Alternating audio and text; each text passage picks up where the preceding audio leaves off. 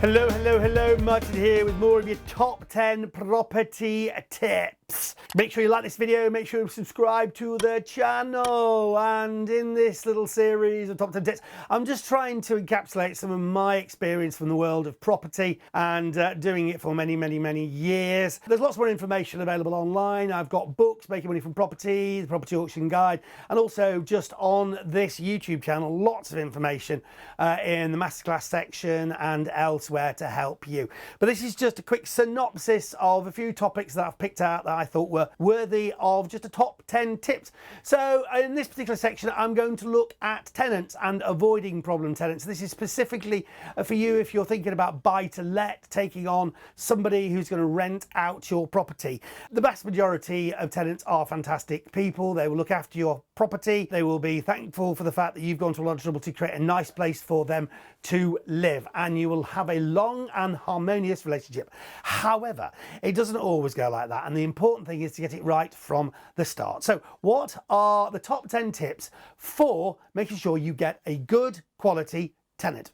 Number one, make sure that you have an application form. It sounds a bit possibly over the top, but no, it isn't. An application form which contains all the details of that tenant, including previous tenancies and references. We'll come on to references specifically in a minute, but you've got to start with a piece of paper that contains all that information in one place. Number two, ask for a driving license or a passport, proof of identity, and also proof of address. If you don't know where the person's from and you haven't got details of their specific identity, then you are really starting off on the back foot. Number three, consider using a tenant reference agency. These are people who will find tenants for you and also check all those details that you should be asking about those tenants. It is something which you can do yourself, but obviously if you've got somebody else doing it for you, then they will carry all the liability if things go wrong. Number four, you may feel like you're prying, but you really need to ask for 3 or 6 months bank statements from your prospective tenant, just to check that they have the income coming in to cover the cost of the rent that you are asking them to pay. Number five, trust your instincts. Sometimes people talk about a gut feel, and I think over the years we've been taught that perhaps that isn't a good thing to rely on. I say rely on it. If your feeling about a tenant isn't good, if they are perhaps really shoddily dressed, they're very sort of evasive about providing information, then really that should start alarm bells ringing, and you'll have to be even more diligent in the information that you're asking for them or asking from them, because if your gut's telling you something's wrong, the likelihood is it is. Number six, once you've got your tenant, it's really important that you keep an eye on the property. Speak to neighbours, make visits to the property just to check that people are treating it as you would wish for, and that there's no serious fraud or anything like that going on where maybe the property is being sublet to more people or other people than you're expecting. Number seven, make sure that your tenant takes out their own insurance, not only to cover their own belongings, but also the contents of the property. Now, as the owner of the property, you will be responsible for the building's insurance. And on that point, you must let your building insurance people know that you are actually renting out the property, and check what their rules and regulations are on the kind of people who you can rent that property out to.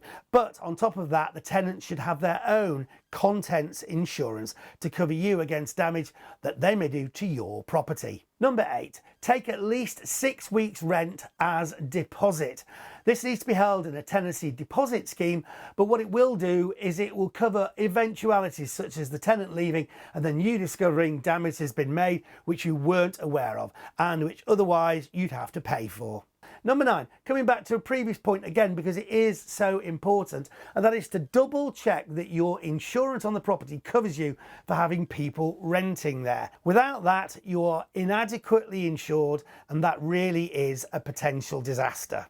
And finally, in our top 10 list of how to make sure you get a good tenant, and that is make sure that you have an assured short-hold tenancy agreement in place.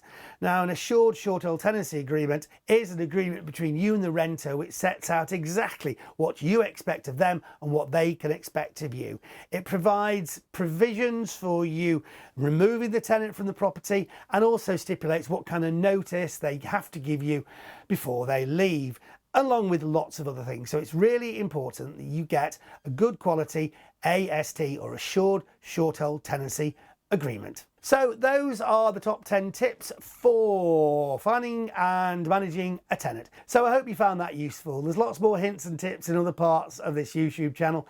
Check them out on this particular playlist or elsewhere. For now, make sure you like this video, make sure you subscribe to the channel, and I'll be back with more hints and tips very soon.